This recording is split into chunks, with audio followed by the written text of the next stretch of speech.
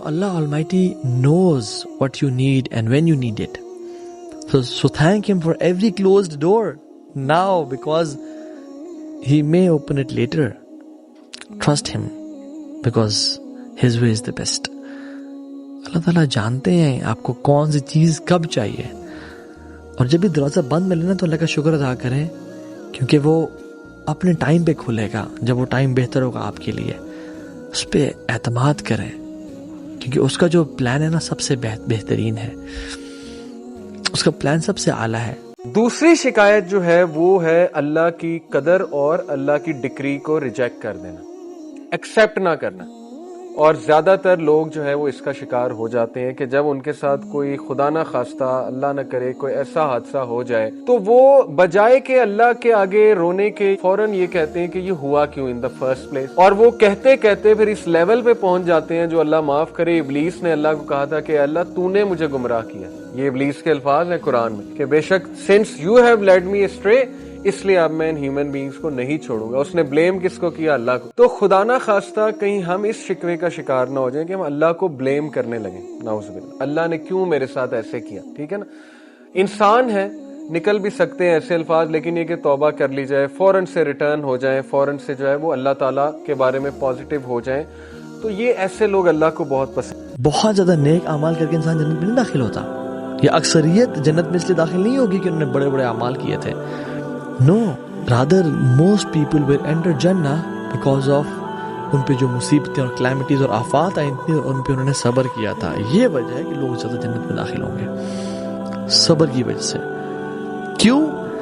کیونکہ انما یوفی الصابرون اجرهم بغیر حساب. جو صبر کرتے ہیں نا ان کا اجر بغیر حساب کتاب کے دیا جاتا ہے. So trust in Allah subhanahu wa ta'ala is beautiful کہ میرا بھی سب کچھ دیکھ رہا ہے، علیم بذات صدور ہے، خبیر بما تعملون، جانتا ہے وہ جو تم سب کر رہے ہو.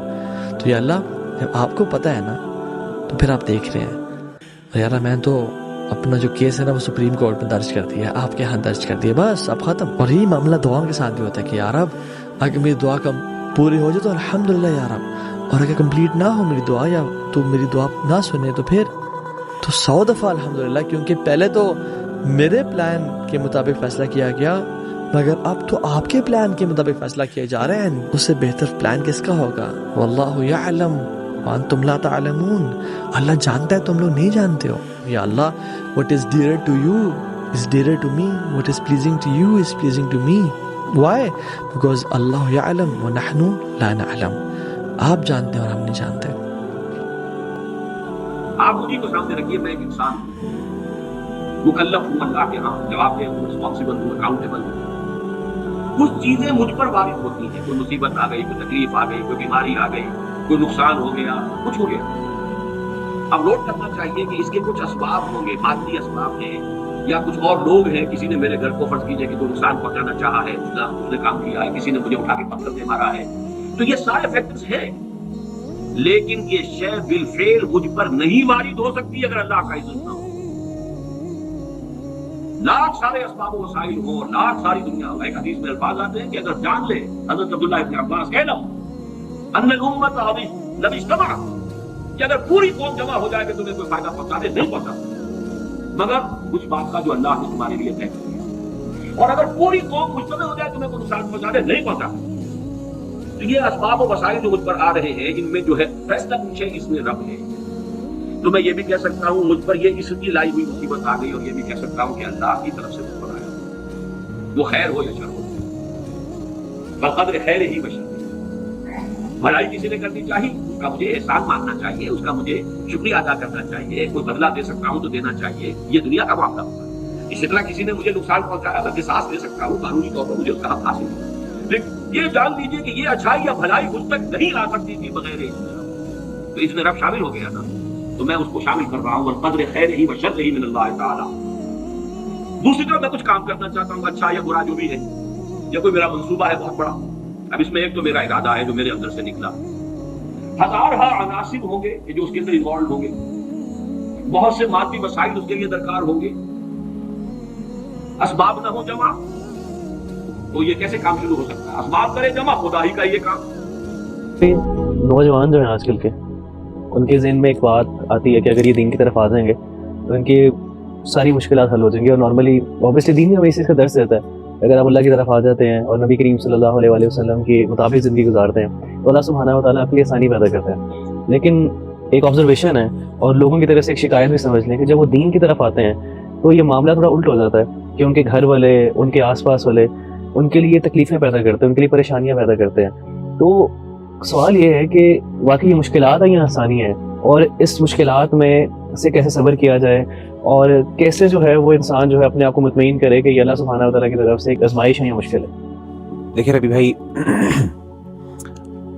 دین کی طرف آنے کا مطلب اگر یہ ہو کہ دنیا کی زندگی آسان ہو جائے گی میرے لیے، تو اللہ تعالیٰ پھر اپنے مسلمان اور مومن بندوں کے لیے یہ دنیا جنت بنا دیتے.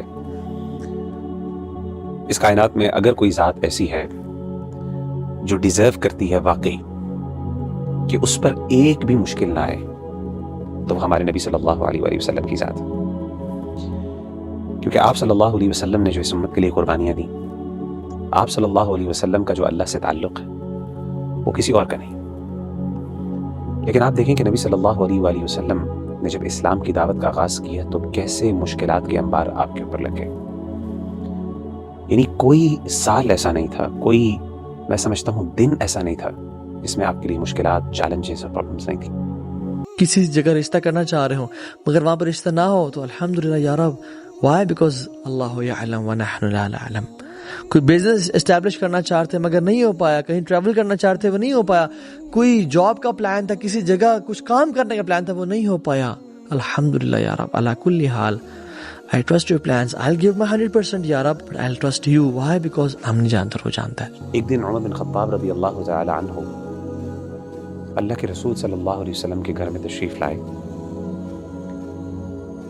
اور آپ کہتے ہیں کہ میں نے دیکھا گھر کے اندر سوائے 3 چمڑے کی چادروں کے اور کچھ نہیں تھا.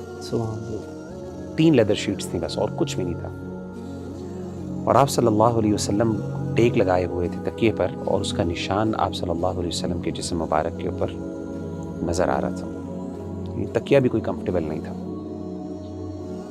تو آپ صلی اللہ علیہ وسلم کی اس جب حالت دیکھی حضرت عمر بن خطاب نے، تو آپ اس کیفیت کو برداشت نہ کر سکے اور کہا کہ یا رسول اللہ، اے اللہ کے رسول صلی اللہ علیہ وسلم، ادعو اللہ، اللہ سے کیوں نہیں آپ دعا کرتے ہیں، فلیوسع علی امتک، کہ وہ آپ کی امت کے اوپر فراوانی کر دیں.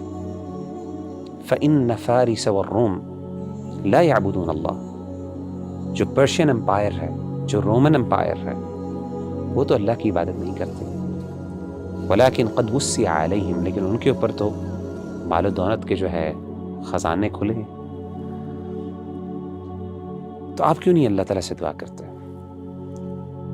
تو سیدنا عمر بن خطاب رضی اللہ تعالیٰ عنہ کی جب اللہ کے رسول نے یہ بات سنی تو آپ لیٹے ہوئے تھے، آپ اٹھ کے بیٹھ گئے، یعنی اس چیز کی اہمیت دلانے کے لیے.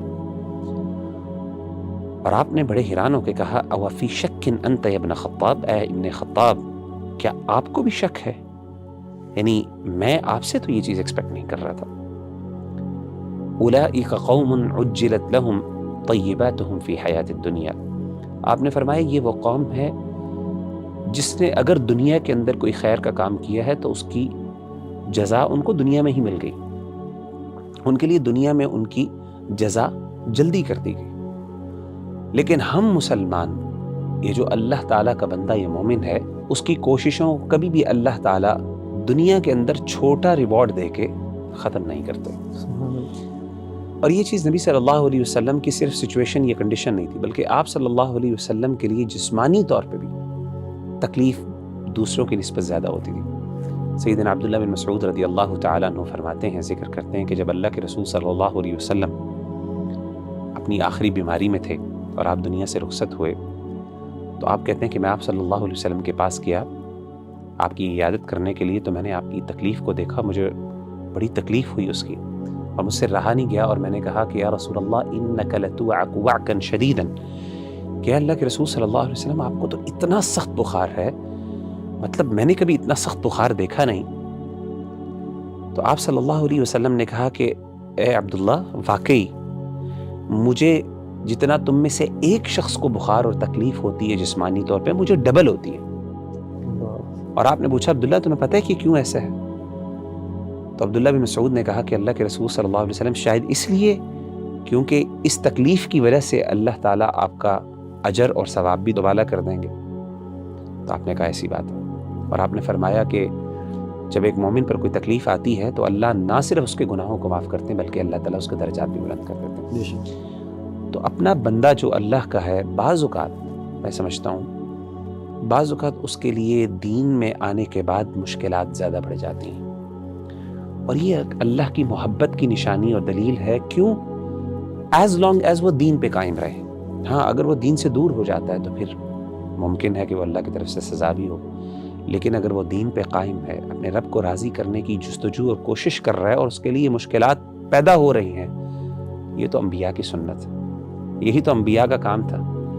قرآن مجید میں اللہ تعالیٰ کیا کہتے ہیں؟ وَتَوَاصَوْا بِالْحَقِّ وَتَوَاصَوْا بِالصَّبْرِ۔ جب آپ حق پہ چلیں گے، اس کی تلقین کریں گے تو اس کے ساتھ صبر تو کرنا پڑے گا۔ تو میں سمجھتا ہوں کہ یہ اللہ تعالیٰ کی طرف سے حکمت ہے، اور کئی دفعہ یہ اللہ کی طرف سے انعام ہوتا ہے۔ انسان کو چاہیے کہ وہ اس پہ صبر کرے، جب وہ صبر کرے گا تو اس کے لیے خیر ہی خیر ہوگی۔